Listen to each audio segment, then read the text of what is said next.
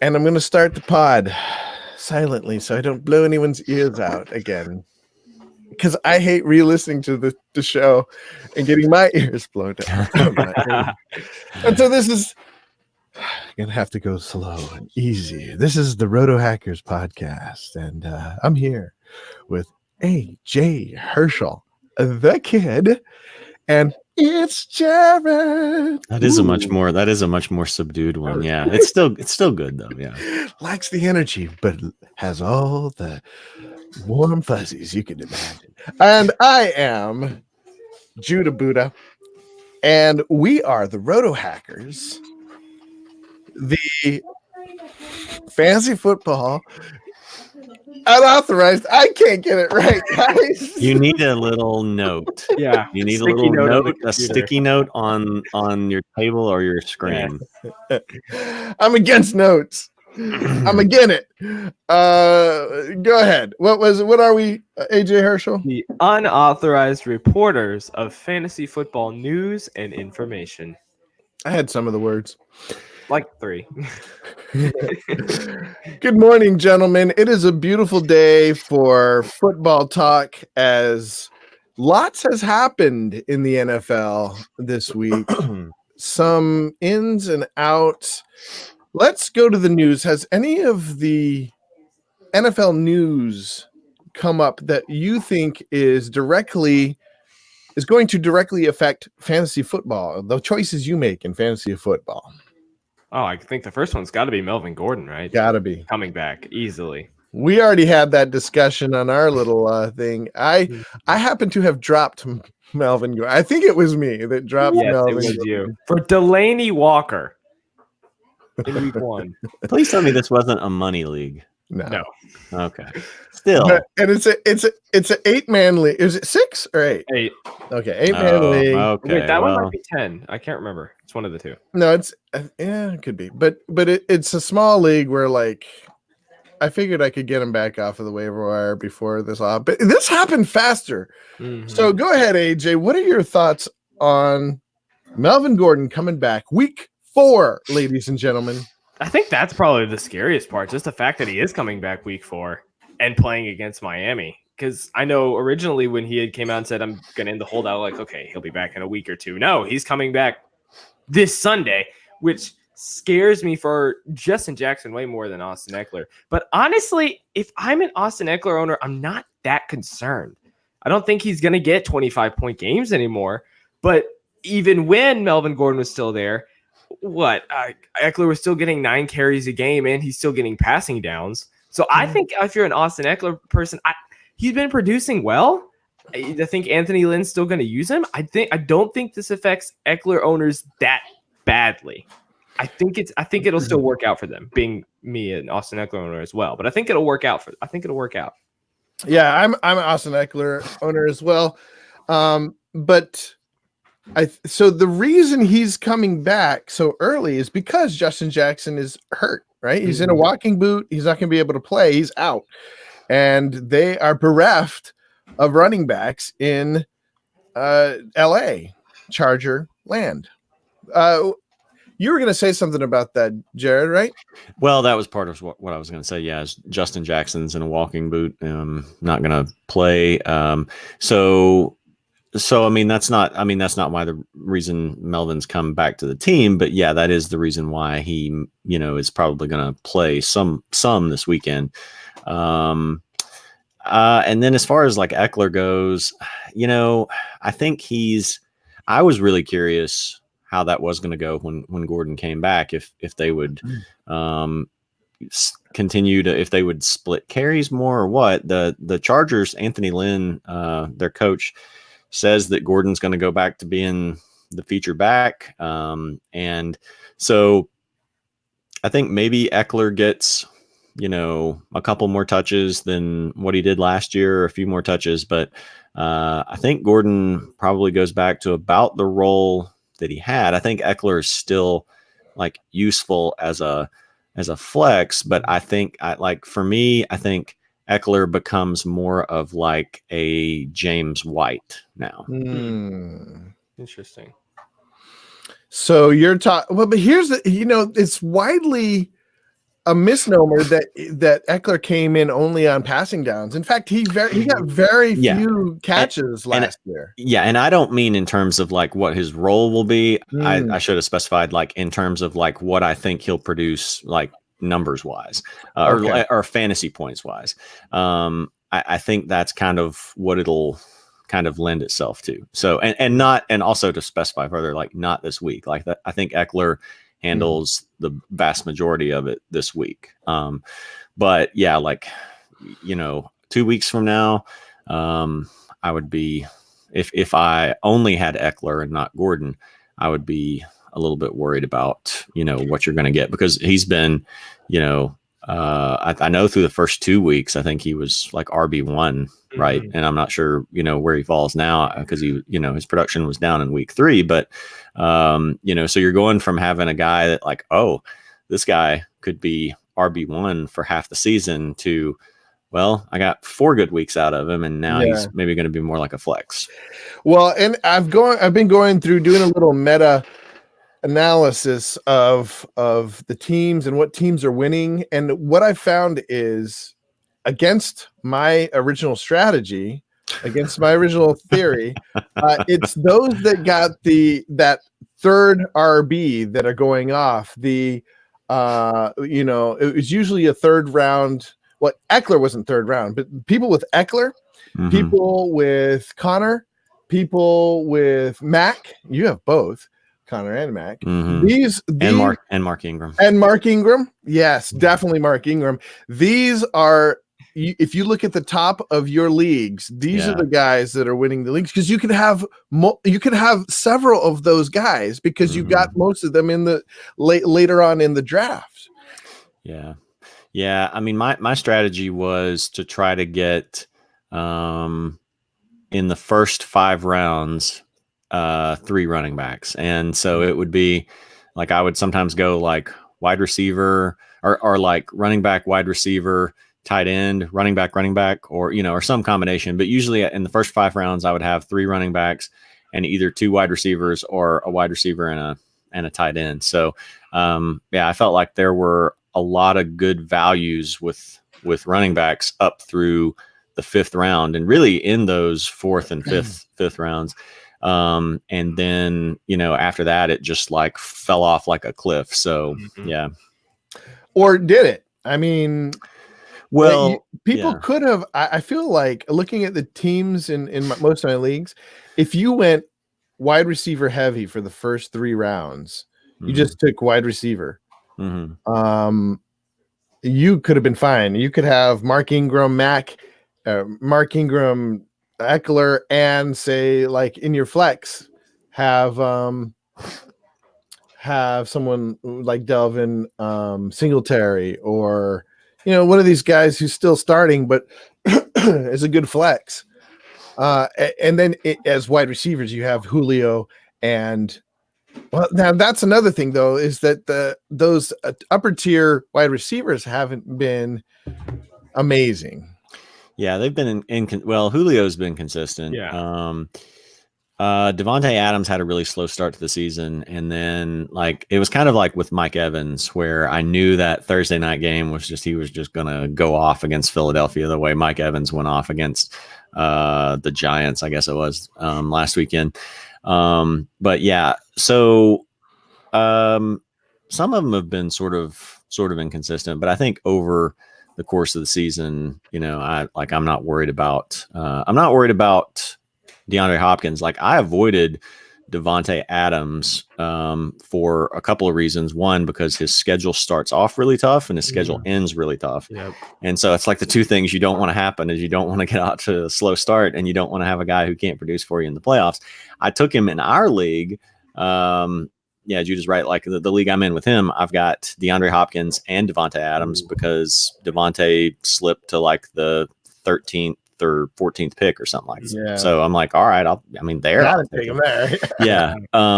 So and now he's got a turf toe injury or whatever. But some of these guys have gotten off to a little bit of a slow start. But then you start looking at like it's just like it is every year. Second round guys, Tyreek Hill's hurt.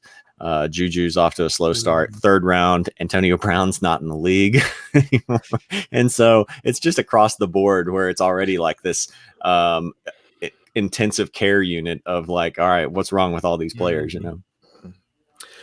Thoughts on that, AJ Herschel? Started talking about how things fell in the draft and stuff that you've noticed about it, with the latest news and stuff. It's kind of funny to me, just the amount of, quote unquote risks in the draft that had gone on. Todd Gurley was a risk going into the draft. Ezekiel Elliott was a risk up to the last few days if you were drafting. Antonio Brown is, of course, a risk. And only like half of them have panned out. Zeke is pretty much back to his old self. Gurley's not quite back to his old self. Antonio Brown's just completely fallen out of the league. The risk is almost like a coin toss. You take a risk on a player in the draft. I saw, what's his name? Antonio Brown fall to 5th round one time. I think someone got Melvin Gordon in the 8th round in one of my leagues somehow. That's going to end up more than likely panning out. Maybe Melvin Gordon stays healthy, of course, I think. But I think it is interesting the amount of risks that had to be taken either have panned out or haven't. And the people who had contract problems panned out. People who have injury problems haven't panned out yet. Well, and it's interesting. I don't know. I get it from Sigmund Bloom. Fantasy is a field in which you can be totally right at one moment and totally wrong in the next moment. I mean, it's such a roller coaster because I'm looking at Ezekiel Elliott right now, just really wishing I didn't have him on my bench. One, I think he's going to do great, but I'm really worried. He hasn't really saved my league by any means. He hasn't ever come, out with a big. So in the last 3 games, it's not much of a sample size, but I'm worried the way that they're playing. He's not going to have these huge splash games, as the kids say. Yeah, the offense has changed to more like Dak Prescott. Well, at least through 3 games, they look like more of a capable passing offense. But like at the same time, it feels kind of shaky because they haven't really played anyone. And Michael Gallup is now hurt, and Amari Cooper's been hurt, and so I feel like it could just all fall apart at any time. If I were you, I don't really think that's going to help Ezekiel Elliott if everything falls apart. I think it would. I think it would actually, because their offensive line, as long as their offensive line doesn't go down or something, he can just roll. That was why he had so many big games before, is they couldn't really rely on the pass, and they would just get him going. I wouldn't feel bad. I will, if I'll take him from you if you don't want him, because you look at, what's funny is, we joked about, or didn't really, it was halfway serious.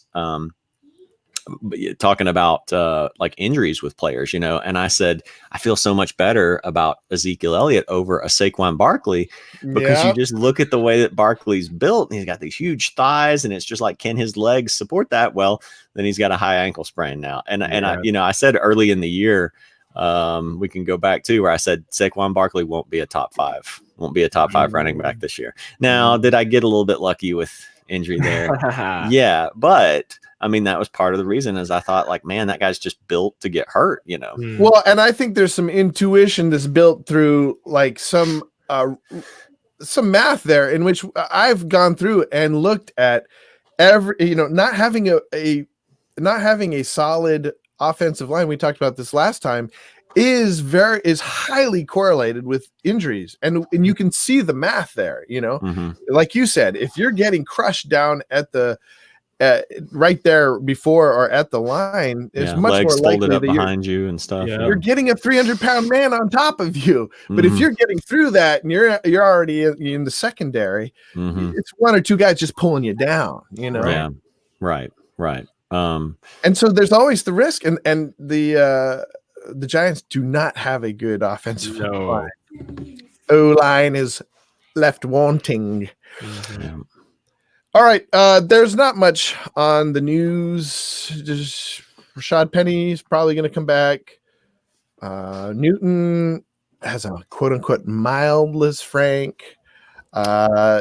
Well, I thought what was interesting about that is the way he phrased this, and it could have just been him being a little bit dramatic, but from the time that he went down and they said Kyle Allen was going to start, I was like, I don't know if Cam ever plays another down for the Panthers. I mean, if Kyle Allen does well, now if he doesn't and Cam can physically come back, then I'm sure they'll turn back to him, but. Just the way Cam plays, I mean, he's never been that accurate. Running has always been such a huge part of his game that, when he's getting to a point where he can't do that, then it's not enough to make up for his lack of accuracy, Yeah. And so he said, the way he phrased it yesterday, I think this was the exact quote, was like, I'm going to take some time away from the game. And so that doesn't sound like anybody who's coming back anytime soon. And I feel like it's probably this kind of coordinated effort between him and the Panthers where it's like, all right, we need to like give you some cover here because we're going to go with Kyle Allen for a while and see what we got there. So, Well, so the last thing I wanted to talk about real quick is Adams' toe injury. Because that could be like, here's the thing is that I'm getting flashbacks of 2015 AJ Green with his toe problems. Toe problems, even when they say, hey, it's nothing, can be huge for somebody who relies so much on the deftness of their toes out in the field. So what do you guys think? You guys are, I know you have him, Jared, but do you have any shares of Adams? No, I've stayed away from Adams pretty much. When he was going, I'd just rather take someone else. I haven't taken him that much. Yeah, I just have the one share of him because he fell to the, almost middle of the second round. So, nice. I would be worried about it for a lot of reasons. I mean, the Packers. I only have Aaron Rodgers in one league too, and I only have him in that league because I didn't have a good quarterback, and I just got him as part of a trade package for Keenan Allen. Aaron Rodgers doesn't look the same. Aaron Rodgers looks like he's declining. Like his accuracy is just not quite as good. I think he's had so many of these collarbone injuries and stuff that he's trying to get the ball out quicker. And that's not working as well. So, Davante Adams had really, in which they had played good defenses. They played Chicago, they played Minnesota. And then I'm trying to think the other one was the Broncos, and the Broncos have a good cornerback. So, but like in past years, like Aaron and his receivers were just borderline like matchup proof. It just like Jordy Nelson could go off against good defenses, and then Davante Adams the same. So like the fact that they're not anymore, that shows you something too. So it'll level off for a while if he comes back healthy. If not, like I started MVS in a couple of leagues too, where I had a player that was, questionable or something like that. And I didn't really want to wait till Sunday and risk it. And he really is just kind of a downfield threat. He's not really, he didn't really get any possession receptions. So if Davante's hurt, I would be pretty worried about, not only him, but just kind of that whole Packers offense because of Rodgers declining, and they're struggling to run the ball. Like Aaron Jones is getting some points because he's getting touchdowns, but he's not getting a lot of yards. Yeah, I'm glad you brought that up because I was going to talk about this last time we met. I don't know why. So as I'm a Packers fan, and in fact, Aaron Rodgers was what really got me interested in fantasy football. Or there was some kind of symbiosis with that. As like I started becoming a Packers fan at the same time as I started fantasy football. And what happened is I would take lots of Packers. And what I realized, and I've always, so for a while, I was a big owner of Aaron Rodgers. He is not a good fantasy quarterback. He does too much with too little. he will get the touchdowns, but he's not this kind of guy who gets 300 yards and passing and 20 to 30 yards running every time. You know, he gets touchdowns, but sometimes they win with 2 touchdowns, you know, a lot of times. And 2 touchdowns is not going to make a great a quarterback if you don't get more than 300 yards. Yeah, and their offense has always been just so consistent, like efficient, so much. Yeah. And he's never been, and I don't know why he's continually in the top 3 of quarterback, fantasy football quarterback rankings. Well, he did have a couple years where it was like, and maybe more than a couple, but I do remember at least a couple where he had like, 33 touchdowns, 38 or 39 touchdowns or something like that. So he did have like a little peak. But then, that's really just gone now. So I avoided him this year because his numbers were so down last year. And I thought, there really wasn't, sometimes something can happen and you can attribute a season. It's just like, well, that's maybe just like an aberration or something like that. But I really couldn't see anything last year that made it seem like, oh, he'll bounce back this year. And with LaFleur coming in, not really knowing how the offense, he made it sound like he wanted to run the ball more, which he actually hasn't. I mean, they've actually been terrible about both running the ball consistently and doing anything with it. So that actually hasn't really panned out. It's just been more of just Aaron just not really or just that offense not being able to click like it did in years past. It was all hinging on Jordy Nelson. That's my thing. It's like Jordy just had all this magic. He had like all the power of like all white receivers combined, and Yep. And even I had a whole year where I didn't even make the playoffs, and I had Aaron Rodgers and Jordy Nelson, and at their peak because they would get me big splash games, and I would win that week, but the weeks that they didn't, like you had to have, and you had to get them so high. That's the problem. You had to pay such a price for them that instead of having like reliable running backs, I had these 2 guys who were not running backs who were getting me great points, but every other week or every 3 weeks sometimes. So it's a cost benefit analysis you have to do. Yeah, I was just looking back. Like Aaron's had really like 4 really good fantasy seasons, and so his last one really was 2016, where he had over 4,400 yards and 40 touchdowns to 7 INTs. And then you go back a couple years before that, it was about the same numbers: 43, 81 passing, 38 touchdowns, 5 INTs. And then you go back a couple years before that, and it was kind of the same thing. So, I mean, it's kind of funny because he's still really being drafted based on like numbers from like 1 or 2 years. Yeah. Well, and from the last one being like, 3 or 4 years ago. So that's interesting. Yeah. And I think a lot of it has, there's always this meta interplay between NFL fandom and fantasy fandom. Yeah. To where like sometimes somebody will be popular NFL wise and people will think they're good because they have a lot of good fantasy players, but they're really not a good team. Right. And then somebody will be the Browns. Yeah.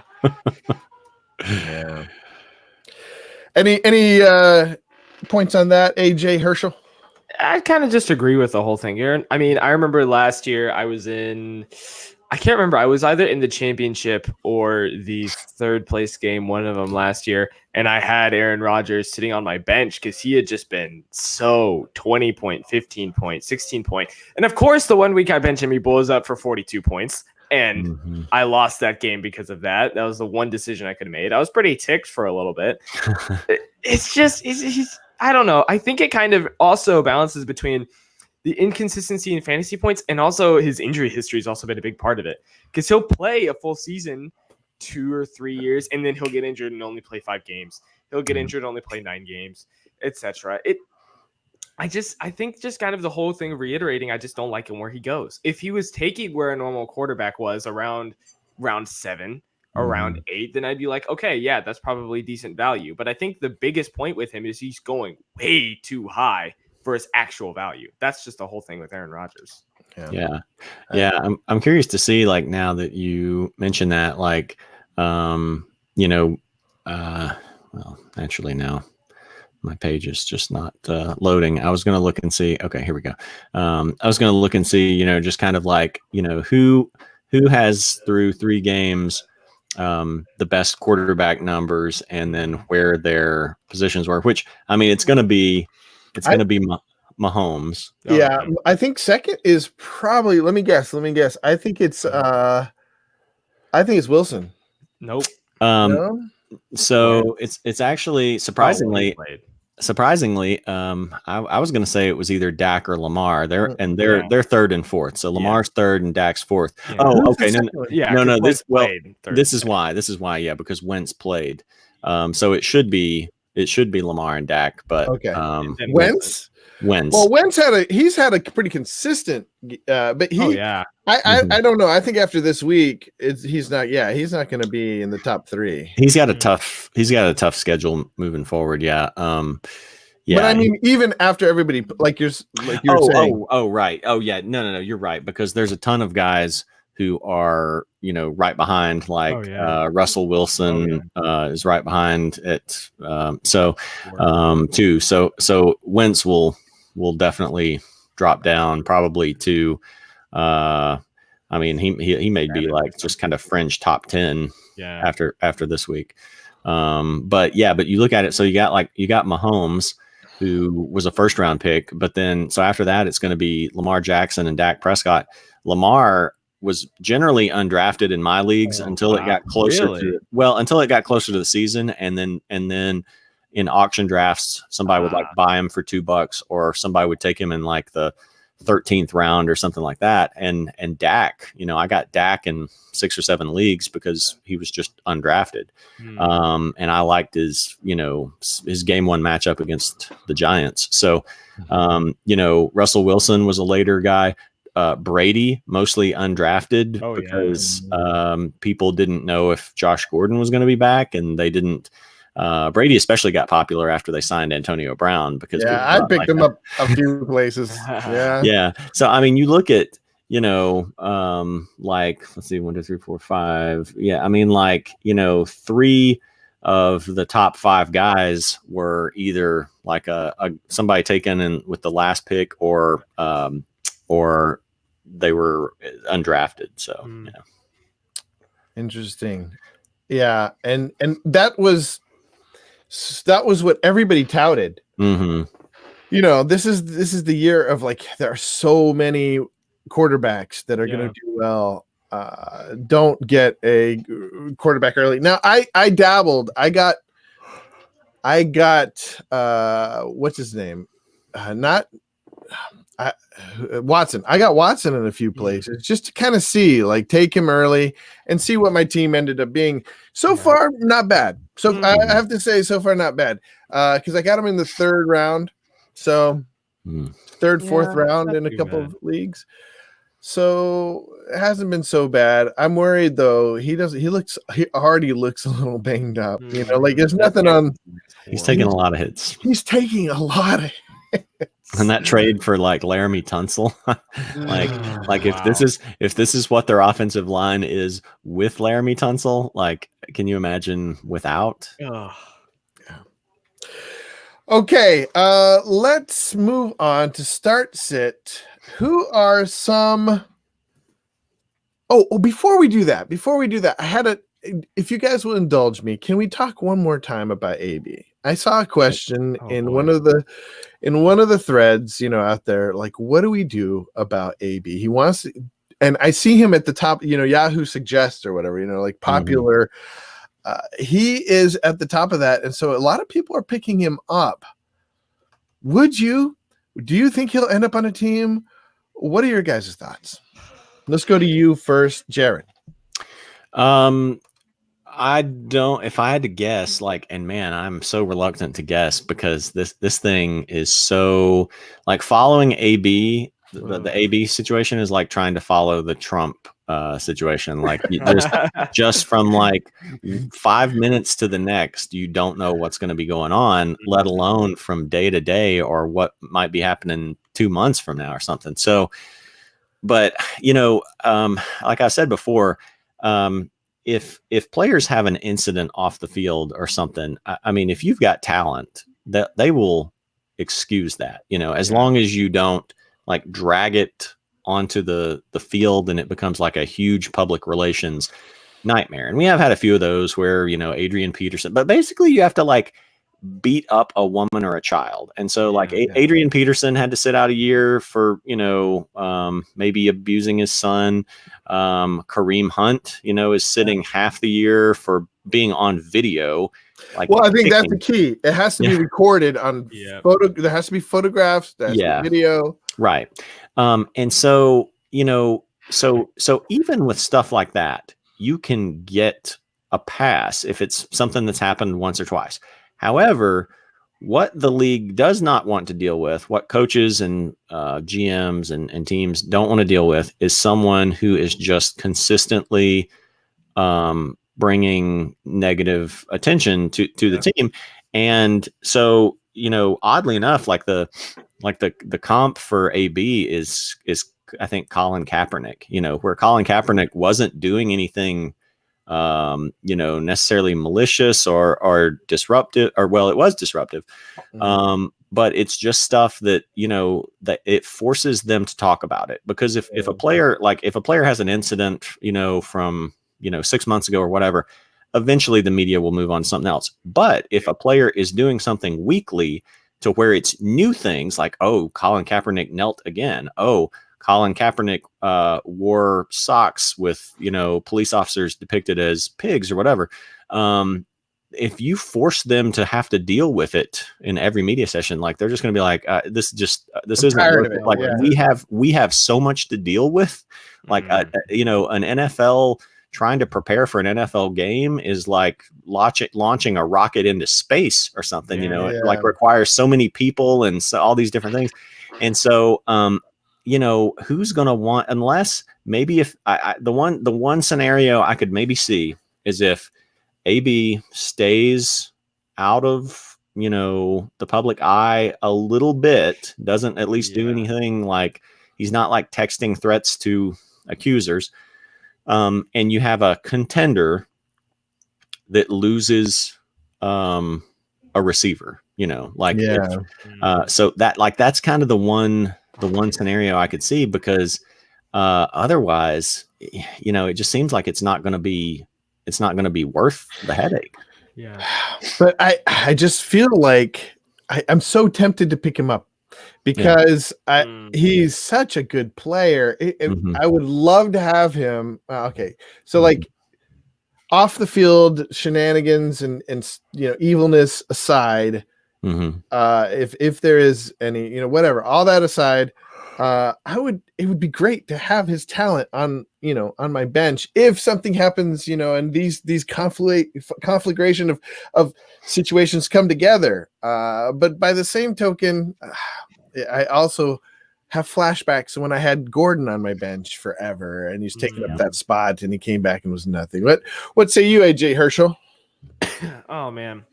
See, here's the thing. I was looking back and I found it funny how before the season started, everyone was like, Antonio Brown's in Oakland, future Hall of Fame receiver, now teaming up with Derek Carr or whatever. And now we're not even 5 weeks in. He's not on a team. There's very little interest in anyone picking him up. Here's my thing. If later down the line in the season, he does get picked up by a team, which may or may not happen. I know he's gone on record for saying he doesn't want to be in the NFL anymore. Oh, he changed his mind on that already. Of course he did. Yeah, he went back on that. Yep. Of course he did. But I just don't. Here's my thing. I don't want him taking up a roster spot, because I feel like there's someone else that I could pick up somewhere And I don't want to necessarily drop anyone on my roster currently to pick him up now. Like I know there's been some investments in the year that you might have to take into account. AJ Green is definitely an investment whenever you drafted him. But Antonio Brown, if you're investing in him, that's a long-term investment because I'm not seeing any team picking him up in the short term. If it does happen in the long term, it's going to be way later. And by then, I just think it's pointless. I think as a fantasy owner, like I kind of analyzed it from like the NFL perspective of why would anybody want to sign him there. I think like as a fantasy owner, though there is that other thing too, where you have to be aware of your situation as the season goes along. Mm-hmm. And so if you get out to say 5-0 and you like, I mean, at 5-0, you are almost certainly going to make the playoffs or, 4-1 or something like that. Cause you basically just have to like split the rest of your games, the rest of the season. And you're going to get to 9-5 or so. You might want to, if you don't have a guy if you've got a spot where there's a guy that you don't think is, there's much upside or something, you don't think he's ever really going to pan out. Maybe you do want to pick him up because in that case, you're not really playing week to week as much. You need to start focusing more on winning your playoffs. And if somehow AB did come back, he's going to be, a great potential playoff winner. So I would say like as the season goes along, I will be in some leagues more inclined to pick him up where playoffs are looking pretty good for me. I don't have, and I don't have someone that I think like, well, I want to hang on to this guy. I think he's an upside guy or something. Mm-hmm. So I think, there are scenarios where I think you pick him up. True. I think though, if you're at 5-0 or whatever, and you have a guy with high upside, I think at that point I'd more be wanting to maybe before the deadline gets in, maybe trade that guy away, fill up one of my spots that doesn't have as much depth, or maybe take care of a bye week if my tight end has a bye or something. And then maybe, I don't know. I just don't feel safe with taking Antonio. Even at 5-0, I think I'd have to wait another week or two, maybe. I mean, of course, this all unfolds just based on how you're saying. Right. Based on what happens with Antonio Brown at all. Yeah. It's just so much of a risk on having. I mean, of course, yeah, depends on the situation. But I feel like trade value is more important at that point. But I guess it's just priorities. Absolutely. Now, I mean, I think I agree with you guys. I'm not going to pick him up, but I think we should keep an eye on it. And so speaking of keeping an eye on it, I don't know why that's my transition, but we're going to keep an eye on some of these start sits. And hopefully you guys have some guys you'd like to talk to, regularly on Saturdays. We'll be talking about start sits as tomorrow. We will have to make those decisions. I love having this little forum to bounce ideas off each other. Who are some guys that you are starting, even though you have, there is pushback from the fantasy football community on it, or somebody you're sitting, even though you think, or you perceive there to be some pushback on that. Like they fantasy analysis think you should start this person. AJ Herschel, do you have a couple guys you've been thinking about? Yes, I do. And I'm going to start with this one. This is a person that I would like to start in quite a few of my leagues this week. Granted, I've had some pretty decent luck when it comes to running backs, but I know that he's been getting less. I know that he's been getting less work. I know he's had fumble issues. But I kind of like Chris Carson this week. He's playing Arizona, which I think they're not a horrible run defense necessarily, but they're definitely not a good run defense, I would say. And Pete Carroll, the coach says he still trusts him. Yes, Rashad Penny's eating into his workload, but in my opinion, if Chris Carson's going to take back his starting role and solidify himself as the Seahawks running back, this is the week he needs to do it. He's under pressure with having fumbling problems. He's coming back. Penny's hobbled this week. This is the week I think Chris Carson needs to do something that shows he's the number one, solidify him for the rest of the season. I think this is the week I'm starting him against Arizona for sure. I know there's a lot of risk going into it with ball carrying issues, but I think he'll get things into shape this week. Interesting. I'd like to hear. You probably agree with him, right, Jared? Yeah, partially it's just like agreeing out of necessity because I've got so much Chris Carson. Yep. But again, like you were talking before, can't remember exactly what the point was, but basically just talking about, guys, I think it was about like so much it being like 50-50 in terms of like players that you drafted, and so I avoided, again, like I had Davante Adams in one league. Most guys I don't have any more than like maybe I've got 4 shares of them in 17 leagues, 3 or 4 shares, and so I try to. It's almost like stocks where I'm trying to like diversify my portfolio. Yeah. Because I feel like I'm good enough to win with a decent cast. But if I take a player in 8 leagues and he bombs, then, half of my teams are, have a hole there. And so, so I'm having to like put out a lot more fires. So Chris Carson was one of the few that I took a lot of stock in because he was going like 4th round, 5th round. Yeah, you can get him. He's one of those guys. I forgot to mention a lot of people that have him are winning. Yeah. And a lot of that may have been off of week 1. Well, week 1 is huge because week 1 was huge. Week 2, he had like 8 points and then he just bombed. He cost me games last week because he had like 3 points and they fell behind. But I got him in the 4th round, and so or 4th or 5th round. So it's not as big of a deal to me. You probably have somebody to replace him with. I think that's what makes it really good. Start sit.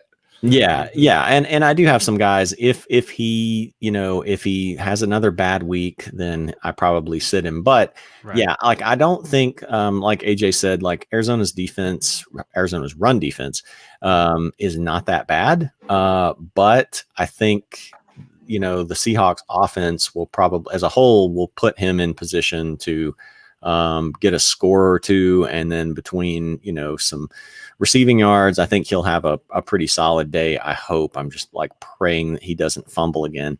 Yeah. But Rashad Penny's still a little bit banged up, and so I think if he can just hold on to the ball, then I think he kind of has a bounce back game. A guy that I only have 1 share of this guy to play, but I like him as a bounce back candidate too this week is Calvin Ridley. And he did nothing against the Colts. He had two good games the first 2 weeks, did nothing against the Colts. Last week, I think he had one reception. And I think but the Falcons have said they're going to make more of an effort to get him back involved again. They're at home against Tennessee. And so I think Calvin Ridley's a guy that Calvin Ridley. I think Calvin Ridley's in a good position to bounce back this week. Would you start Calvin Ridley, or in your flex, would you start Calvin Ridley or Chris Carson? Carson, because it's tough for me unless a wide receiver is really consistent. It's tough for me to start, or my running back has a bad matchup. It's just tough for me to start a wide receiver over running back because the volume is going to be there. It's kind of like a lesser extent than like a super flex position, where with like if you've got a super flex where you can start another quarterback, like it's rare that there's going to be a situation where you would want to start almost any running back or receiver over any quarterback, because that quarterback is just pretty much guaranteed for double-digit points and probably closer to 20 points. So just for that reason. That's a good point. We have a new subscriber. I don't know how to pronounce this name. X Contreras XD. Thanks for subscribing. Glad to have you on the Rotohackers discussion. He says, I have OJ Howard as his tight end, traded away Penny, Tyler Boyd for Ertz. Did he win or lose his trade? Now, this is interesting since Thursday night's game. Ertz was struggling to get targets, struggling to get production off of the targets he got. What do you guys think? AJ Herschel, we'll go to you first. Zach Ertz he's one of those guys that just always has consistent upside, I think. For tight end, he'll get you enough points that a tight end he'll be serviceable. And OJ Howard has done next to nothing this year so far. But is he done? Is he going to do next? I don't. I think when you get to Ertz or Howard, I would rather take Ertz pretty much almost anywhere, especially since I trust the Eagles offense much more than I do the Bucks offense to stay consistent. Trading away Penny and Boyd. I mean, yes, Boyd is the better player, but then the better player than Penny for sure. Penny, of course, really depending on Chris Carson. I've already said I obviously believe in him. The question about Boyd is you still have Ross there, you still have Mixon, and then AJ Green is eventually going to come back. I think eventually Ertz will pan out. I mean, he had almost 15 targets one game. I think this trade was mostly even. I think for the most part, I think getting Ertz as your tight end was a solid trade. Yeah, I agree. I think it depends who else you had at wide receiver. I mean, I like Boyd. Even when AJ Green comes back, I mean, I think he'll still be, a solid wide receiver too. The thing that might flip it is if Penny overtakes Carson for the starting job in Seattle, but because of just how, game 2, week 2, OJ Howard's had 0 targets. Yeah. I think that's a pretty good trade for you. Ertz will have better games. Goddard vultured a touchdown, but I have 0 shares of Zach Ertz because I felt like the Eagles were going to spread the ball around so much more this year. So I don't have him, but I wouldn't for the right price. I wouldn't mind having him as a tight end option. And I think for Penny and Tyler Boyd, as long as you've, still got other solid receivers, then I think that was a good trade for you. Yeah, he's got Juju, Cooks, Miko, and DK. I wouldn't say, I mean, these, I guess so. Yeah, he is solid. I mean, Boyd would be another one of these guys, right? He's the same level of these guys. Yeah, he's the same. I would put him, he's in there as for me, probably the number 3 guy, behind Juju and Cooks. You could make an argument that he's, Cooks has been really good so far, but was a little bit inconsistent last year. So, maybe you could make an argument that Boyd would be 2, but with that group, I think you're okay. Yeah. I actually think this is a good time to go and buy low on Ertz. If you can trade 2 of these guys for Ertz, I think, and you need a tight end, say you only have I think this is the perfect example of a good time to go. Yeah.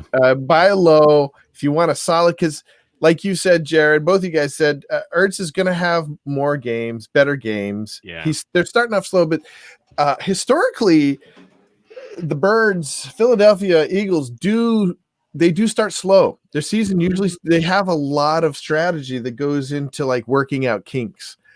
And I think everybody gets healthy for one thing. They've got a solid O-line to give a good base to their offense. Yeah. And they will get better. They will. And it's sort of this weird combination where I think they're going to get better, but their schedule is going to be kind of tough too. And I was trying to load what it is, and it's not coming up. But I was going to say, I think maybe the situation may kind of lend itself more to being forced to throw to the tight end. Yeah. So tight ends. Looking at their schedule for Philadelphia, they've got Jets. Here we go. And Dallas. Yeah. Okay. So now mine loaded. So next week against the Jets, is easy or should be easy. But then you go to Minnesota where they've got Xavier Rhodes, and a tough pass defense. Dallas has been, pretty solid defense. I think Ertz just lit Dallas up last year. Oh, yeah. Then they've got Buffalo. Buffalo's got good corners.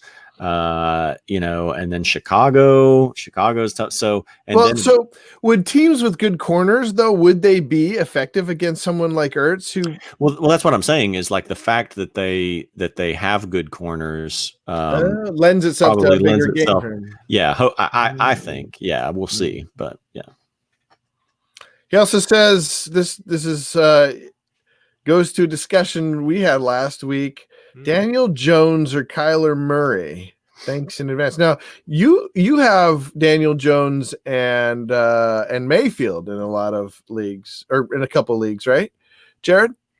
I have no more Baker Mayfield. Oh, you dropped him. Yeah. I dumped Baker Mayfield in every league. Yeah, but now I have Daniel Jones in I think like 13 of my 17 leagues or something like that. Like just a crazy amount. So I'll say I'm not playing Daniel Jones in very many leagues this week just because my other options, I've got a lot of Lamar Jackson, Dak Prescott, and Phillip Rivers.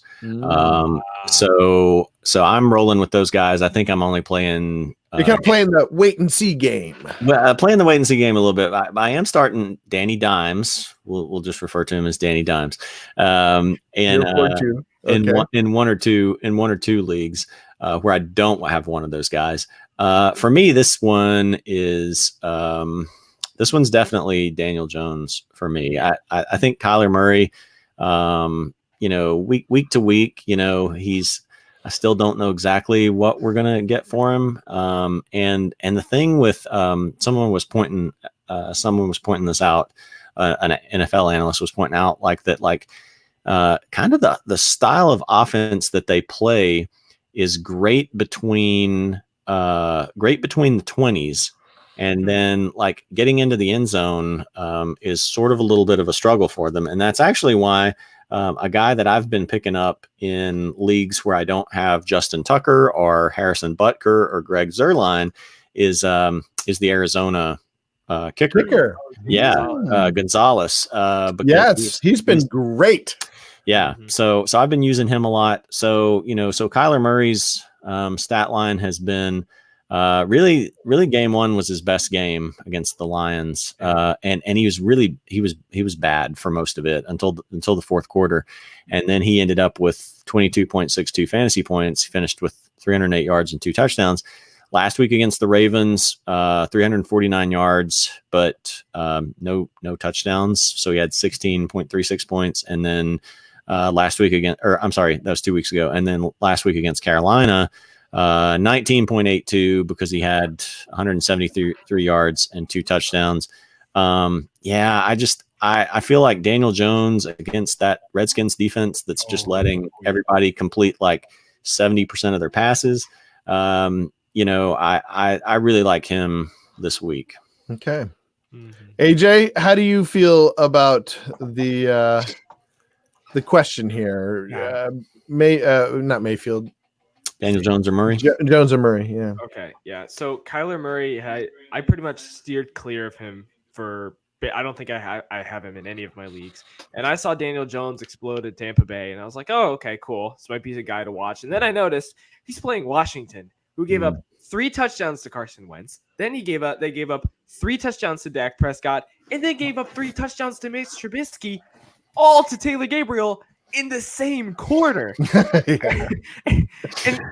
Kyler Murray is putting up mediocre numbers by throwing 45 passes a game, and Daniel Jones puts up 34 points, throwing 35 passes a game, and he's going up against one of the worst pass defenses in the league. For me, this is a no-brainer Daniel Jones all the way. And something I've pointed out to Judah too is like I've got Daniel Jones as like a season-long keep, and he may, after this week, he's got a couple of rough games. He's got, I think, New England in there, and maybe I'm trying to think who the other one is. I think maybe it's Minnesota. I'll look while we're talking here. But here's the key with Daniel Jones is, again, like I look ahead. People say don't look ahead.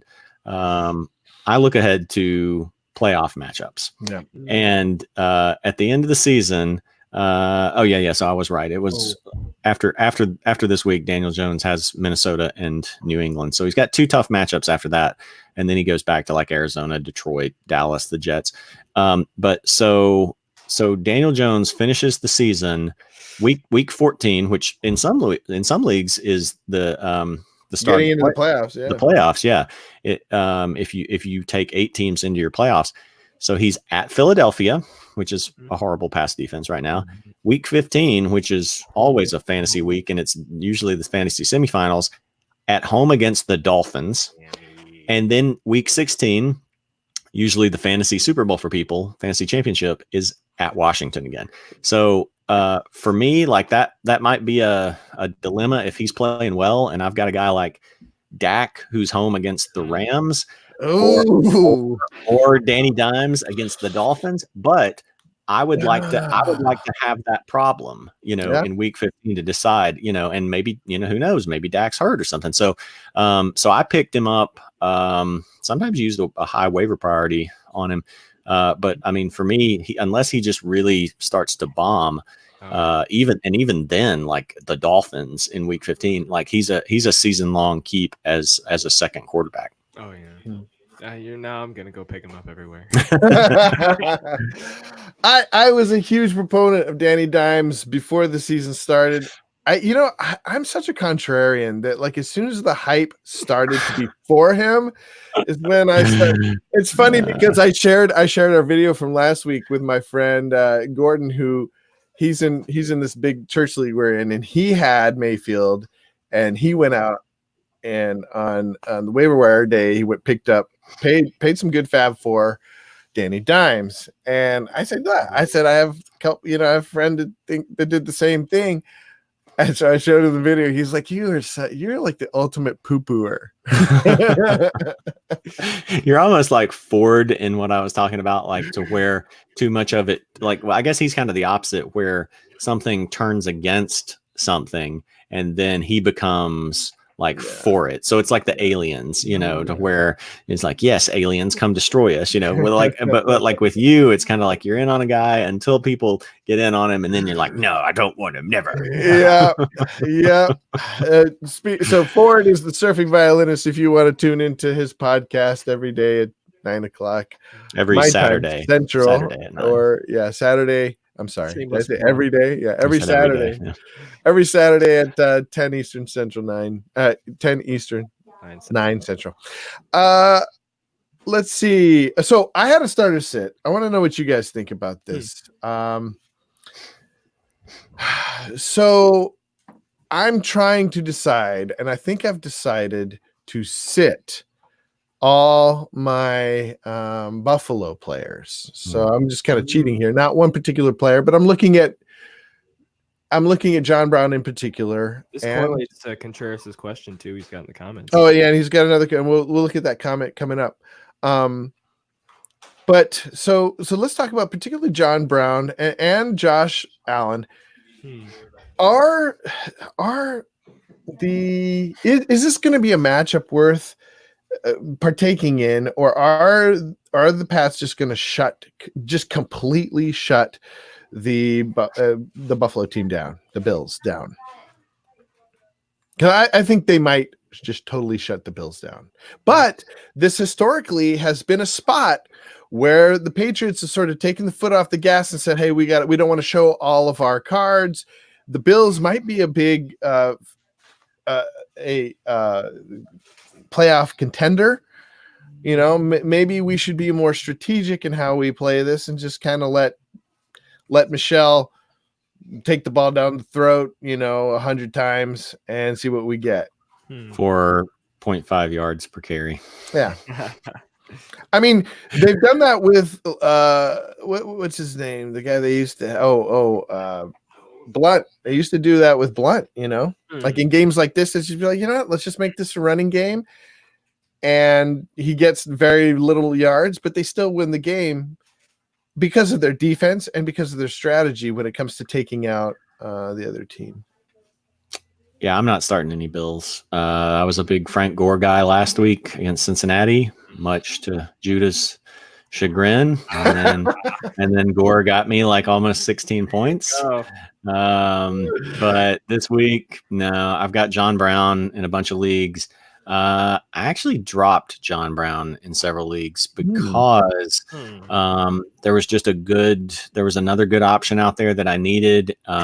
He's got New England this week and then Tennessee, which Tennessee is beatable, and then a bye. And so like I just couldn't really, with like what else was out there. I still have him in some, but if there was a really good option out there in some others, I dropped him because I thought like 2 of the next 3 weeks, he's not usable for me. I think some people will drop him during the bye and maybe I can get him back. I think Josh Allen, if you're really desperate, if you're in like a 2 quarterback league and you don't really have another option to start over Josh Allen, he's still usable because that's really more on like what I think he could maybe do in garbage time and getting 40 yards and a rushing touchdown or something like that. I would not start otherwise though any Bills. The Patriots defense has not allowed more than they've allowed 5 points this season, or what counts in terms of fantasy points, because some of the stuff scored against them has been like, defensive touchdowns. Yeah. So the Patriots defense hasn't allowed a touchdown since the AFC Championship game last year. Right. But that could be a lot of defensive touchdowns have been scored against them. They haven't, the opposing teams haven't had to, really pour on although I'm thinking about the games. I mean, most of them were close games. Well, no, that's not true. But they've played really terrible teams. Yeah, true. Granted. True. They played Miami, the Jets, right? Mm-hmm. They played Miami, the Jets, and then the Steelers in the opener. Oh, opener. Yeah. So we'll see. And then what about you? What do you think, AJ, as far as how the game is going to go? With the Bills, I'm pretty much with Jared on this. I'm sitting basically all of my Bills this week. I think the Patriots have more of a habit of losing to Miami than they do Buffalo, first of all. And then second of all, it's just New England is right now on just a roll. They are just steamrolling through everything they see right now. And I don't see Buffalo ending that. I'm hanging on to a couple of Buffalo players. I feel like they'll be better in the long run because after their bye week, they have Miami, Philadelphia, and Washington. Mm-hmm. So I think if I'm having a couple of the Bills players, a couple Singletaries, I feel like I'm more holding them, saving them over these next few weeks. I don't want to start any of them against New England for sure. I think the thing with New England too playing them is that it's not been that Buffalo has necessarily played that great against New England. It's that New England has played poorly against Buffalo. And so I would be more worried about just a total low scoring game. Like maybe the play is the under here. Yeah, exactly. Because like I've seen multiple games where Tom Brady's just not been good in Buffalo. I could see it being like a low scoring, just like ugly game. Now, maybe, maybe Tom Brady comes out and throws 5 touchdowns, but like, I think that would be entirely possible. I have one league where I have to decide between Brady or Allen. It's like a 16 team league. And so there's nobody on the waiver wire. It's tough. I think I'm probably going to go. I don't know. Brady or Josh Allen? Yeah. Yeah, I would still go with Brady, I think. Yeah. But I could see a scenario where, Tom has a letdown game and, Allen gets like garbage time or like. Yeah, that's what I would be counting on. Yeah. 5. What's that?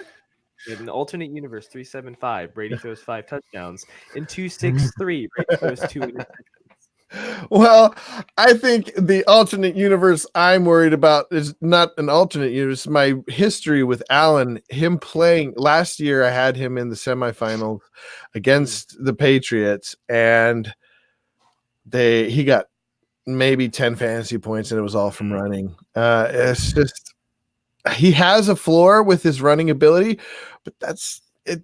Fantasy wise, it's a low floor, especially with quarterbacks. Yeah. I might see if like Brissett is available, but that would be so.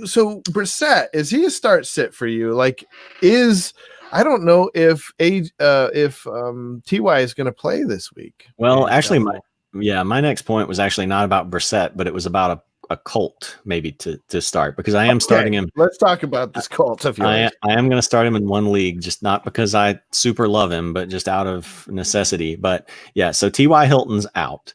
Wait, what's the Colt you were talking about? Well, I'm getting to it. Oh, okay. So T.Y. Hilton is out. Yeah. The Colts lost Devin Funchess at the start of the year. And so they're down to basically like their top two receivers are like rookie receivers, because one's Deion Kane, who was a rookie last year, but tore his ACL in the preseason. So he's basically a rookie. And then the other is Paris Campbell that they drafted in the 3rd round. Now, one of them could, potentially have a big day, but I think they're going to tend to just try to lean on the run with Marlon Mack, but they got to throw the ball sometime. And last year, Eric Ebron was huge for them, but because they've had so many, because they've had Hilton doing well, and so many of these other Jack Doyle's back this year at tight end. But I would think that they're probably going to run a lot of Ebron, or play Ebron more, or play 2 tight end sets more, to try to not put the pressure on these rookie receivers. And so this is a bye week for George Kittle. If you got George Kittle, then he's already out. And I was able to pick up Will Dissly in one league to replace him, the Seahawks tight end, who's just like the ultimate garbage time all-star who gets these. He got a touchdown with 0. There was a penalty to where there was 0 time left on the clock last week, and then he got a touchdown, which Andy Behrens was complaining about that. So Will Dissly is really the option if he was out there, but he's probably picked up now because the Cardinals have just been getting massacred by tight ends. So we told people to go ahead and get him last, and I went and got him. Yeah. So if you've got a hole at tight end, and Dissly's not available, I think Ebron for this week is potentially a good play, because without Ty, they're going to have to lean on some veteran to throw the ball to. What if it's Doyle though? Doyle, Ebron has been, even when Doyle has played, he has not been like the red zone guy, like Ebron is just taller, more athletic. And so they like to use Doyle because I think he's more of like a complete tight end. And so they'll use him, out between the 20s more. But I think Ebron, if you pick somebody like who's going to get a touch, I think Ebron had 13 touchdowns last year, and so that's decreased this year because Andrew Luck's gone. They've got better weapons and stuff like that. But for this week, like, just if you're in a pinch, I think Ebron is about as good. And he's owned. I looked and I saw he's owned in like nearly 70% of Yahoo leagues. It's like 69%. But in my leagues, and these are all pay leagues, he's on the waiver wire in 8 out of 17, so nearly half. So if you're in a 10-team league, it's like probably a 50-50 chance that he's out there for you. I did want to hit the comments real quick. Country also asked, how do you boys feel about Singletary and Montgomery going forward? I have been for a while a huge Devin Singletary. That's a mouthful for me. Sorry, it's easy for me to say. Devin Singletary fan, huh? Devin, not Devlin, whatever. Hey, listen, if I want to put an L in there, okay. So Devin Singletary. I'm so much of a fan. I not memorized his his name. Sorry, guys, I'm an idiot. So Montgomery going forward. I think both these guys by the end of the season will be top 20 running backs, but it's going to take a while for them to be totally worked in. Of course, right now Singletary is dealing with a little bit of an injury, and Montgomery is dealing with a little bit of irrational coaching. So, what say you guys? Let's go to you, AJ, first. You're the resident Bears fan. What have you to say? Okay. Start before I get to my beloved Chicago Bears. Singletary, like I said earlier, after these next few weeks, the Bills have a couple cake teams on their schedule. They have a great schedule. After New England and Tennessee, after their bye week, they've got a couple good matchups. And even though Frank Gore has been getting 16 carries a game, I think Singletary, once we get to that point where they start playing weak defenses, I think that's when he could be a lot better, because he'll have his bye week, especially take the week off and get the injury just completely out of his mind. And depending on if the ageless wonder still continues to put up 75 yards and a touchdown a game, I think Singletary can still be usable. Like I said, I think he's one of my stash players. And then Montgomery is just, oh man, I've been so frustrated with our Bears offense so far this year. I mean, like I said, our best offensive performance was in the second quarter against the Washington Redskins, which isn't exactly comforting. But when you look at the Bears running back situation, there's really no one to take carries away from him.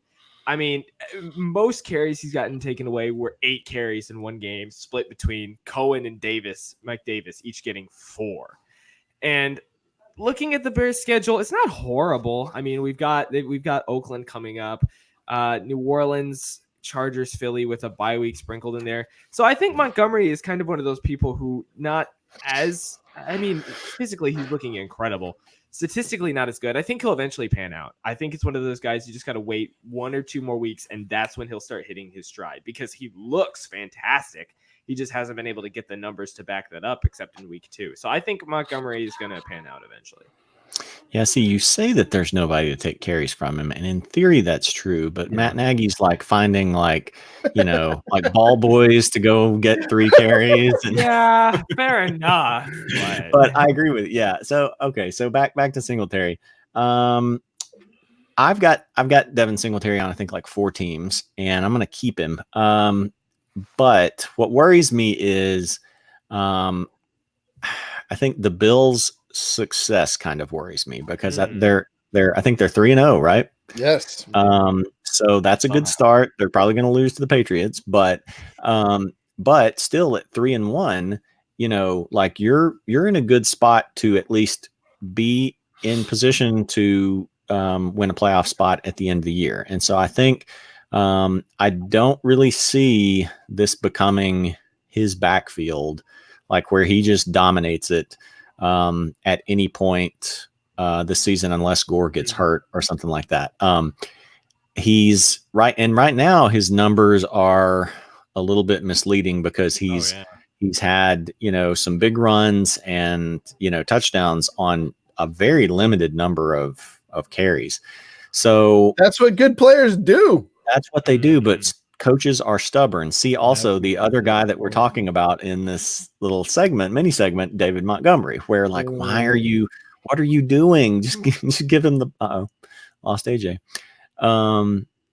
So, like, what are you doing? Why? Oh, there he is. He's back. He's back. So it's like, what are you doing? Give this guy the ball. And, so I don't know. So I don't trust that talent will win out. It just doesn't. And so to Montgomery, then, I think now's a good time. I'm trying to buy low on him, because they've got a couple more tough matchups. They've got Minnesota and someone else, and then a bye. And I would like to be able to buy low on him where I can, because I think he will, they will eventually turn to him more.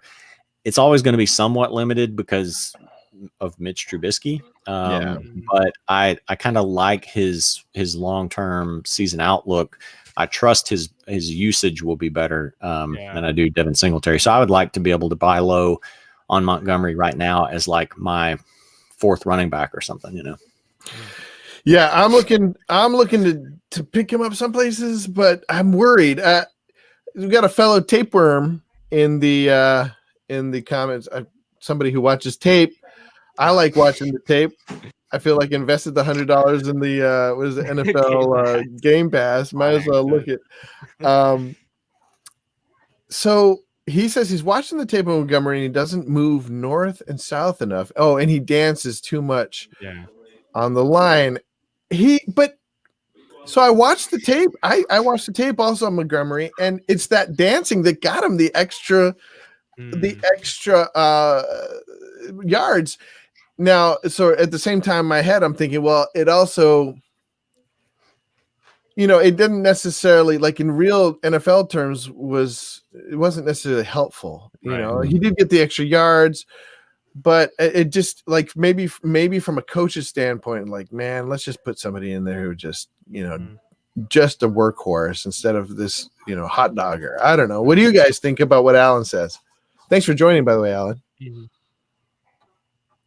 I'm not sure. AJ's probably seen more of Montgomery than I have. I saw him. I wanted to see him in the Packers game in week 1, but I didn't really get to see him. And so then I didn't see him in week 2 and really didn't watch that.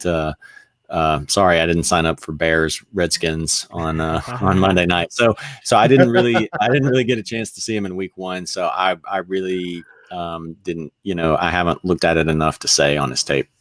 No. He says Montgomery can slip tackles, but he needs to improve and get it done. AJ, what say you about that? Do you agree with Alan? It's kind of funny because I have a group chat with some of my friends that whenever the Bears play, we just talk about the game. And whenever Montgomery gets a carry for 3 or 4 yards, everyone on the chat explodes. Oh my gosh, Montgomery looks incredible. And then me having Montgomery in a couple leagues, I look at his stats. All right, he's at 4.5. See, that is the thing. He kind of reminds me a little bit of Le'Veon Bell with how he looks at the hole before he hits it. He kind of moves around it. And I think the thing with Montgomery is his play style isn't hit the hole, bust through it, and just run. He is a guy that is kind of elusive. He can move around. He can move around the tackles, kind of bounce his way around, get the spin move in there, get a couple extra yards. But the Bears' offensive line hasn't looked good enough, I think, for him to do that. They're not giving him – our offensive line has been serviceable, yes. But I don't think it's good enough right now to let Montgomery do what he needs to do. He's just such an enigma to me. So much because he has the skill definitely to get it done, but we're just not getting it done both as an offense and as a team. So I do agree with you, Alan, that he does need to probably hit the hole a little bit earlier. I just think harder. He just it needs to become more of a train and less of a what would you call it? A Tokyo Drift. Sure, we can say that. See, I like him as a player. I'm just not liking his production. That's the whole thing with him. And it doesn't help that Mitch Trubisky does not scare defenses in any way, shape, or form. So unless it's Washington in the second quarter. Yeah. Any more starts or sits? AJ, do you had a couple prepared? Did you have another one to talk about? Yes, I do. Now, if I can pull it up real quick. Okay. So David Montgomery was one of my sits this week. I don't like him against Minnesota's defense. Yeah. But one of the people that I really want to start at wide receiver. I know his production rate has been going down, but it's Marquise Brown. And Hollywood Brown? Yeah, over in Baltimore. I know his production rate has been going down in terms of fantasy points. He hit 26, then he hit 8, and then he hit basically 5. And the thing that sticks out to me is that even last week, he got 9 targets throughout the game. He got 9 targets, and they're playing a Cleveland defense, which is, they're all right. I'd say they're kind of middle of the road when it comes to how well they're guarding wide receivers. And their corners and their defensive backs, Denzel Ward and Greedy Williams especially, are banged up this week. Yeah, I'm not sure if they're even going to play. There you go. And that's why I'm starting him, because I feel like this is when he can really kind of catch fire in the Ravens offense against the banged up Browns defense. You're making me hungry for my Lamar Miller all over the place. What? I'm sorry, Lamar Jackson. Never been hungry for any Don't- Lamar Miller. Don't start Lamar Miller this week. That's a Or for sit the next for me. long Yeah. weeks. Yeah, or for the season. Yeah, I agree. I think Hollywood's he's getting the targets. Mhm. So, yeah. I'm continually encouraged by Lamar Jackson, not Lamar Miller. Lamar Jackson's throwing ability. Like I don't know what happened, but he learned to throw really well over the summer. And some of these passes, I'm like, wow, where he's placing the these long balls, just great, like touch to them. And it's encouraging as a Lamar Maxon. I almost said Lamar Maxon. Lamar Jackson. That's wrong with my brain. Lots. So yeah, it's encouraging. I think Hollywood is his first target. You know, like his favorite target. Other than Mark Andrews. Mark Andrews, yeah. I have something against Mark Andrews. I don't know what it is. Well, no, you don't have him in our league, but No. I was going to say, give him to me if you don't want him. Well, one of the things is he seems to be a little injury prone. I don't know. He's had a foot issue, so we don't really know if we don't know if he's injury prone necessarily yet, but he's had this like lingering, lingering stuff. Yeah, supposedly this is the first week that he practiced before the game since like week 1. So hopefully that's getting better. I love Mark Andrews. I've got him in six leagues. Like after week 1, he was my like top waiver priority pickup. So yeah, I love him. One more guy that I think if you're desperate for, well, maybe not even if you're desperate, but I'm starting him in a league. This could backfire spectacularly. We'll see if he gets replaced. But Case Keenum, because interesting. Wait, are we sure he's playing? he is supposed to be playing. I mean, I'm gonna watch it because it's a dicey situation because Terry McLaurin had been kind of hurt with the hamstring. Supposedly was just precautionary. Case Keenum was kind of hurt, and then there's this, always the push to like start Dwayne Haskins over him. But I've got a league where I need a guy at quarterback, and they're playing the Giants, and so Daniel Jones is kind of getting all of the spot start or DFS hype because the Redskins are so bad. But you know who's also really bad is the Giants. Yeah, so, true.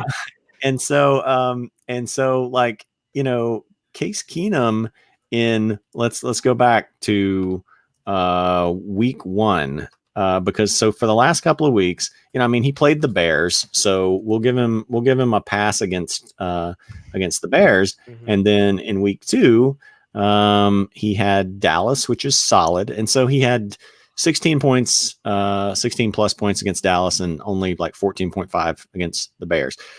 But week 1 at Philadelphia, which Philadelphia is terrible, but it was on the road. He had 380 yards and 3 touchdowns, 0 INTs, and they lost 32-27. But he had 27.2 fantasy points. So I think he's a guy who, if you need a quarterback, he can potentially come in and give you 20 plus points. That's interesting. Would you start him over?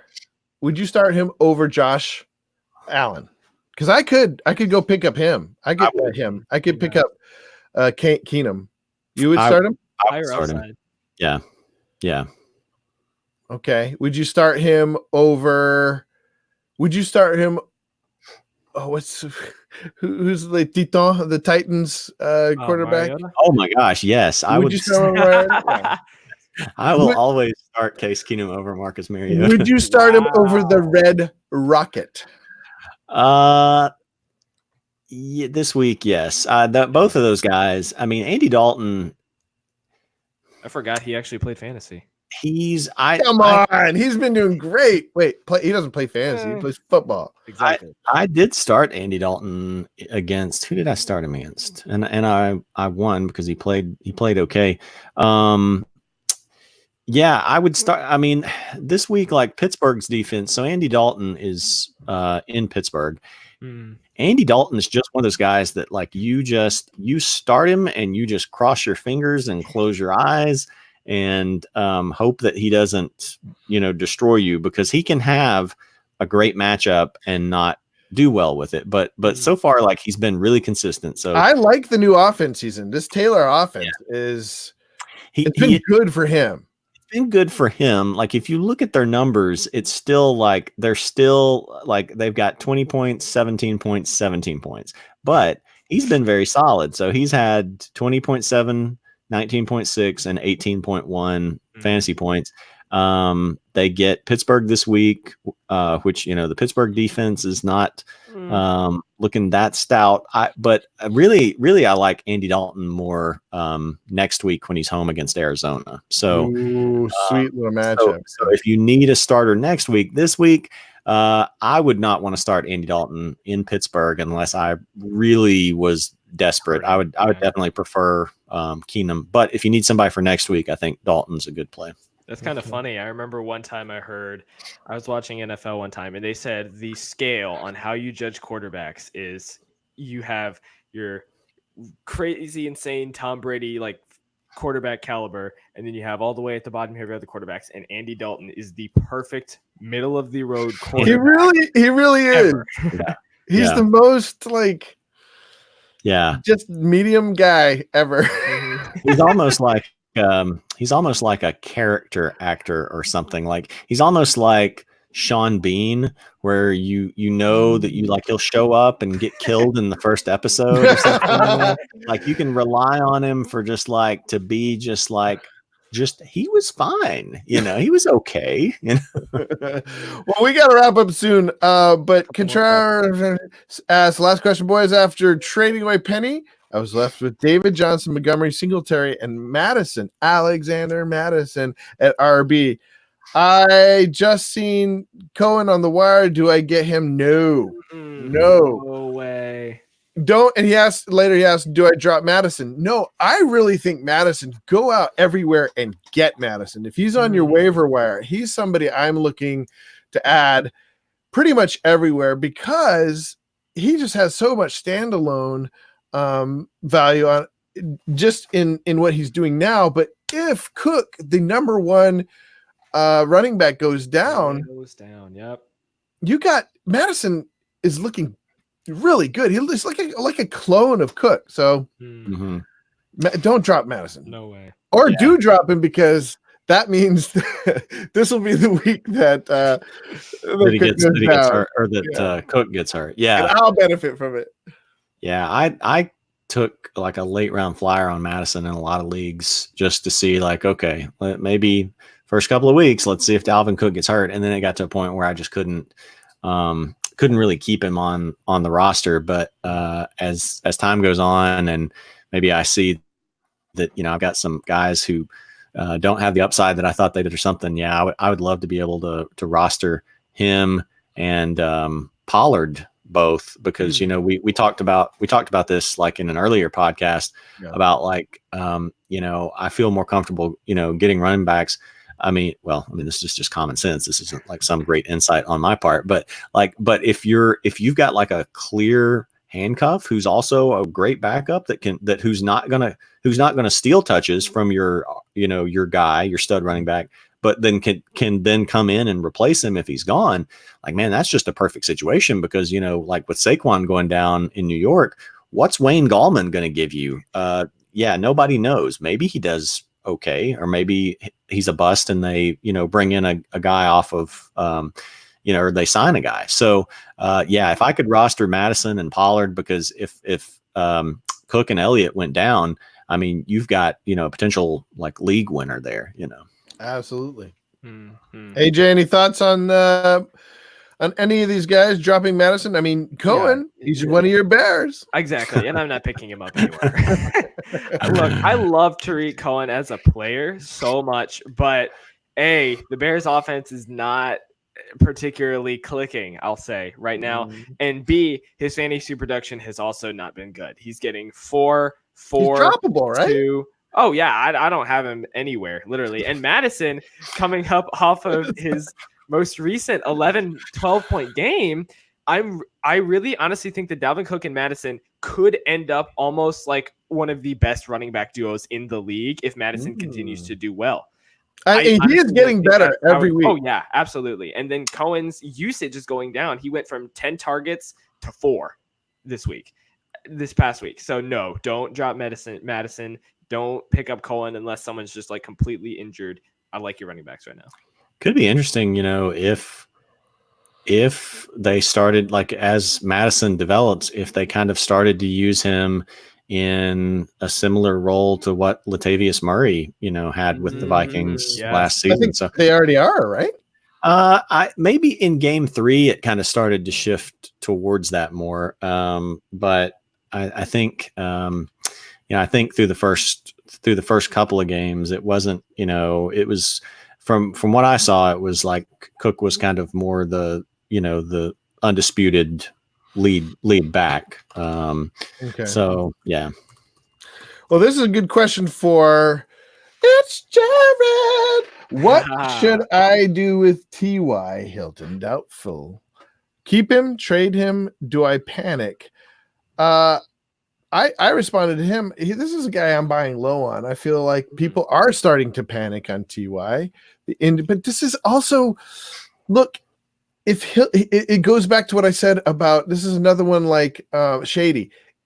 These are one of the guys that will tough through injuries, multiple days, multiple weeks. And when he does, goes off. So don't trade him. Don't sit him this week. Well, I mean, sit him if he's for sure out. But we'll know. This is an early game. I think, isn't it an early game? It's 12, yeah. Yeah. We'll know early whether or not he's playing. He actually said, watch, and I think Hilton, I saw him quoted saying, watch, we'll see at the game. I think he's going to play. Yeah. I think he's going to play well. What do you say, Jared? He is a guy who will tough it out, like you said, with Shady. From what I've seen this week, I would be kind of surprised if he played. Maybe they've just been doing a good job of kind of like, sort of masking this or, providing a little trickery here or something. I would be kind of surprised if he played this week. It somehow feels different than some of the weeks where he's toughed it out before. As far as like trading him or whatever, here's the tough thing with T.Y. Hilton is T.Y. Hilton's never been good about scoring touchdowns. I think the most touchdowns he's ever had in a season was 7. And typically he's more like a, 6, type of guy, because sometimes he gets 5 or 4 or whatever. He already has 4 touchdowns this season. Like they're throwing the ball to him in the red zone. So, man, I don't know. It's just hard for me to believe that that's going to keep up, Jacoby Brissett and the Colts offense looks pretty good. So I think you're fine with keeping him. But if I could sell high on him and get like a truly, like a early round 2 type of, receiver, like somehow like a package for Julio or Michael Thomas or, somebody like that, I would maybe do that. 'Cause I don't know that T.Y. can keep this kind of, production up. What do you think, AJ? I own T.Y. in a couple leagues, and I know I'm not as knowledgeable into the Colts as you are, Jared, but the most touchdowns T.Y.'s ever had was 7, and he had that twice. And the last time was 2014. And even with Andrew Luck, he was never really the red zone touchdown guy. He was we'll rack up 1,200 yards together guy. We'll just work our way down the field and then we'll somehow get into the end zone with Andrew Luck flying over somebody. And so I like him in this offense. Like you said, he already has 4 touchdowns. His yards haven't necessarily been great, but I wouldn't trade him away. I'd hang on to him. I'm not panicking. I like T.Y. In this new Colts offense, especially since Marlon Mack has been, I would say, better than good, especially in the Colts offense. And so I would say, hang on to him for sure. It's interesting. He's always been kind of a boomer bust. We've talked about how he is sort of names are not good for my brain, but how He's one of those speedsters on the outside. I think we compared him to Deshaun Jackson. Deshaun Jackson. He's like a Deshaun Jackson plus, right? Like he's not as boomer bust as Deshaun Jackson. Yeah. Right. And he will tough it out much more than Deshaun Jackson. We got a couple more comments in the comment section, then we're gonna have to go. So whoa, guys, we are being blessed by Zay Jones being in our chat. Zay asks, I don't know if it's the Zay Jones from the Bills. Maybe we should get some inside information. Should I trade OBJ for David Johnson and Kirk? I'd do that. You would, huh? I would. You get David Johnson and Kirk. I mean, it also kind of right, but it also kind of depends. It's always like, part of it's always like, who else have you got? I think, you're not getting a steal there. I don't think. What's interesting is week 15, fantasy playoffs, I always look ahead. I just assume all my teams are going to make it. The OBJ and the Browns play David Johnson and the Cardinals. So that's kind of an interesting little, and it's Kirk too. So all those guys are in there. But wouldn't that would be a great cake schedule for OBJ? You want him in that case. You don't want David Johnson and Kirk. Well, to a certain extent, but the difference will be Patrick Peterson, the Cardinals star corner, has been out for a suspension. He'll be back, we assume, if they don't trade him or something, so that could affect things. To get OBJ right now, I've got him on some teams, and he's, he had that blow up game against the Jets, but otherwise, he's been fine. But man, the Browns are struggling to just have enough time to throw the ball down the field. And David Johnson, I was worried about him, and he's not racking up a ton of rushing yards, but he's getting catches, he's getting a score. And Kirk has been really consistent, and a guy that I don't have a problem with throwing in as my some cases if I need him as a wide receiver too, or definitely flex. He'd be definitely a flex, because just the targets are there. His targets have been 12, 8, 12. Oh, yeah. And so he's got he had 8.4 points in the first week, and then double digits each of the last 2 weeks. So just the volume is there, and that's not going down, because, Larry Fitzgerald, he's doing great right now, and he may, end up having a better season than he has in the past, but he tends to fade, just because of his age, halfway through the season, he tends to start to fade. So I think, Kirk's not going to get any less. He could come on strong second half. Yeah. Well, Quinn Sullivan answers and says David Johnson's a dog. Do you guys agree? Has David Johnson been a big letdown this year? No. Are we? What? I don't know if. What? How are we defining dog in our urban? Is dog bad in this case? Yeah, for the, bad, for the old. Bad. Okay, for the old white man. Well, this is fantasy terms. A dog is somebody who's dogging your team. Yeah. Okay. Well, what about I don't think we got AJ's. Oh, take. AJ, your take on the trade. Okay. I like this trade because I think kind of going back to what we were saying about David Johnson, which of course we'll talk about. I think David Johnson is going to be all right. Christian Kirk is really kind of the interesting one because, we've said multiple times, especially you, Jared, go where the targets are. Mm-hmm. And Kirk's getting a ton of targets. Even if Kyler Murray isn't necessarily getting tons of touchdowns, Kirk's still going to hang on to those targets. So I like Christian Kirk a lot. Odell, I'm just worried he's going to be inconsistent in the Browns offense. And then, like you were saying, if you get all the way down to playoff weeks and you get all the way down to weeks 15 and 16, the Cardinals have routinely, all of the leading receivers they've led up the most points to in their games have been tight ends every time. They were burned by Hawkinson. They were burned by Olsen. They got destroyed by Mark Andrews. And so if you're looking that far, I mean, it depends on how if David Njoku's injury just stays out the entire year, which more than likely it might. But I like this trade if you're getting David Johnson and Kirk. I think it's a decently even trade, but you're getting a running back and a wide receiver that's going to be consistent. And running backs have done pretty well against the Browns so far. I mean, Derrick Henry in week 1, Le'Veon Bell, despite the Jets not having anything else, they were down to their third string quarterback. He still got a lot of volume.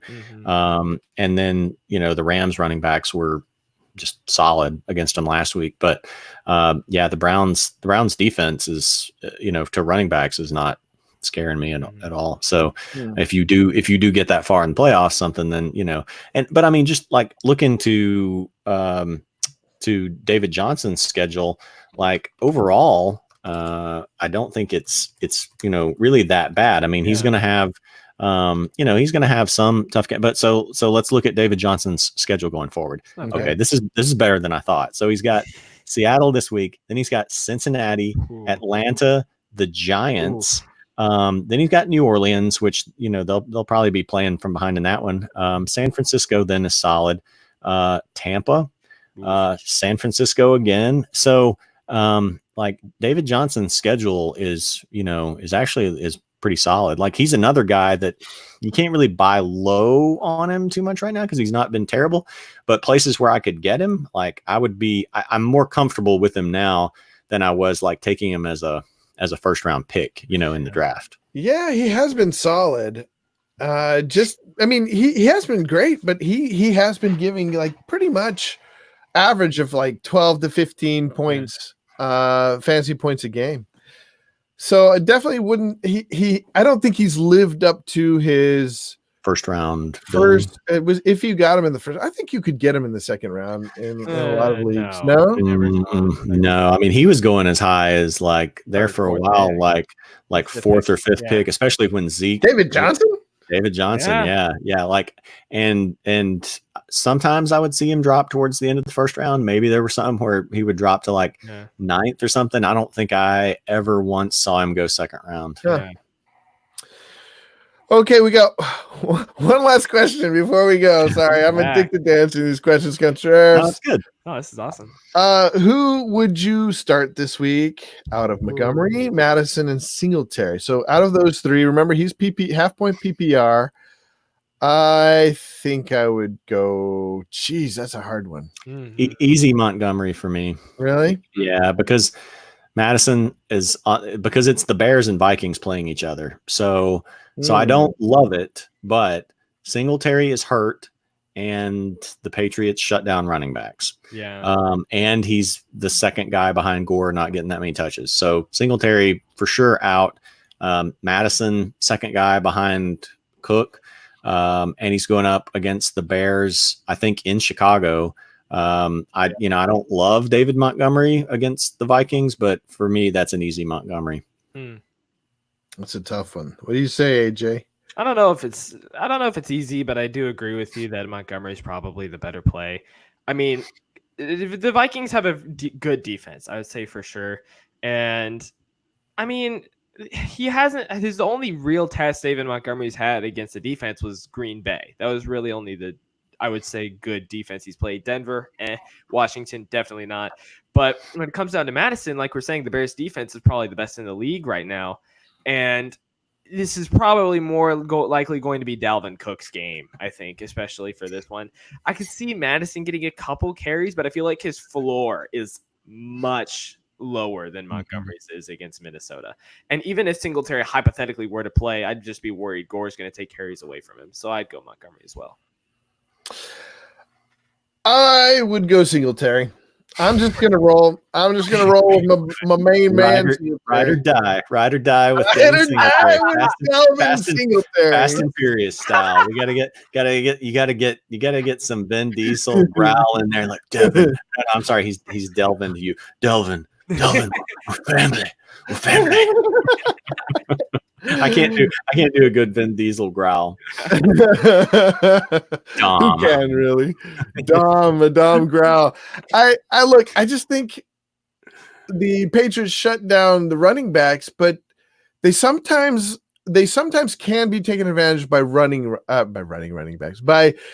pass catching running backs. And they could be, sometimes in the middle there's some opportunity, especially if they're afraid of Allen, they're spying Allen. They're afraid of his run. You could get a little dump off that could go far with Singletary. I wouldn't. I mean, with any of these guys though, you're pretty much gambling. I'm going to gamble on my main man. Gamble on volume. If there's a question, none of these guys are getting volume. Montgomery has gotten volume. Like after that first week, they've gone to him. He still just hasn't, produced a ton, but he's been getting, like 15 touches or so. He got those 15 touches in the fourth quarter.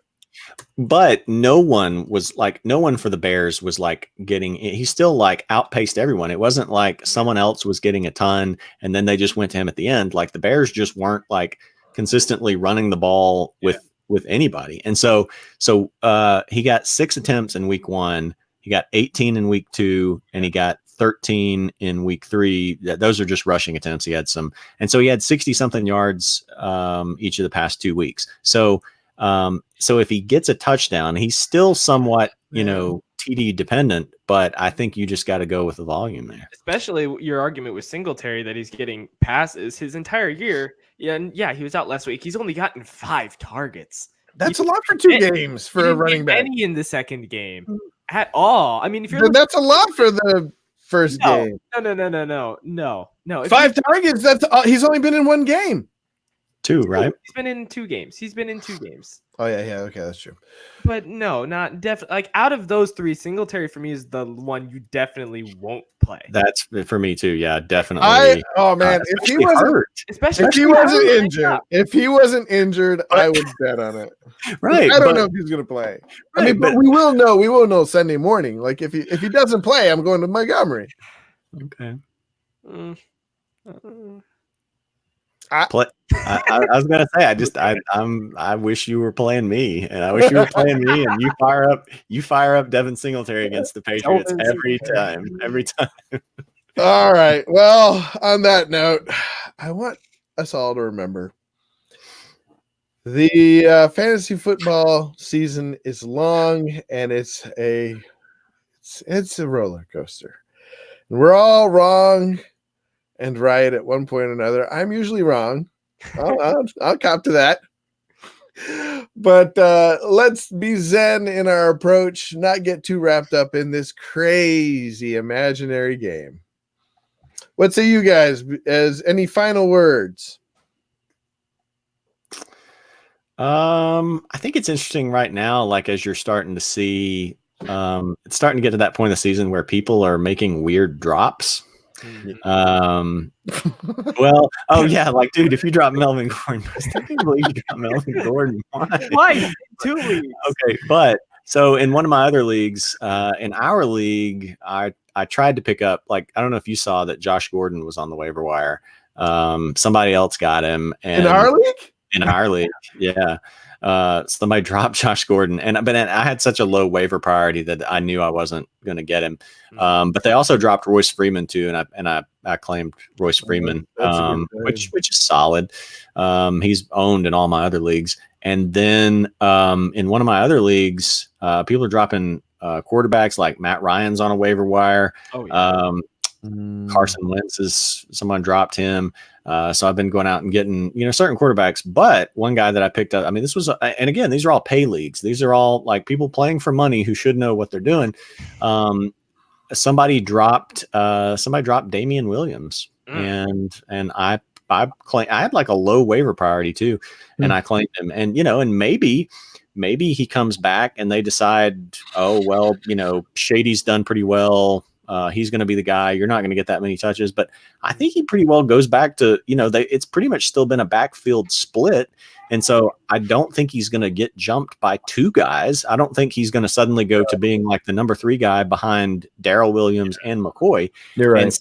And so like, I feel pretty good about him coming back and getting that volume. And so I just picked him up with like a low waiver priority. So pay attention to your waiver wire. That's very good advice. Yeah. Yes. AJ? Yeah, I think kind of the interesting thing, kind of bouncing off of that, it seems like for years, especially over the last 3 years in Kansas City, it's always been next man up. I don't know, for running back, always. We had, what's his name? We had of course, Jamal Charles. Then we went to Charkandrick West, and then we went to Spencer Ware, and then we went to Kareem Hunt, and now we're on Damian Williams, and now we have Shady McCoy, and now we're getting into Darryl Williams. It's so much, but all that to say, I like Darryl Williams and Shady McCoy this week, especially. I would start both of them going up against a lackluster Detroit defense. Like, that's probably my last start of the day. Shady and Darryl Williams. Darryl got 9. Both. You would start both. If you have one or the other, I would start either one. Darryl, I mean, they went up against They went up against Baltimore, who have a very strong defense. Shady got over 10 points. He got a touchdown in there. And then we look at Darryl Williams. He still put up over 100 all-purpose yards. And now they're going up against a defense that's not good at all. I'm starting all my Chiefs this week. Yeah, I agree. That was another where I picked up Darryl Williams in a league where I may need a flex, and I'll wait and see at closer to game time. But yeah, I think he's a good play this week against the Lions. No, good. I'm playing him. I like Shady. I think I'm trying to go out and get Shady. I feel like people are ready to. They don't know what he's going to be. I think he's going to be the main back. I don't know about Darryl Williams. We'll see. You guys are high on him. I think he's just a schmo. And as soon as Damian Williams is, he's going to be like another schmo that's going to be battling for Shady's crumbs. But I don't know. Yeah, just for this. I think we're talking about just for this just week. This week. Yeah. Yeah. That's good. Good call. All right, dudes. My dudes. I gotta go. It's like we're going on 2 hours. Yeah, we're going on 2 hours. I like how every time you're like, okay, we're gonna cut it down this time, and then it's the literal opposite of that, which I'm fine with. Like, I enjoy. Like, I don't. We're not like stretching for time here. We've got stuff to talk about, but at some point, the real life does come in. So I understand. Yeah.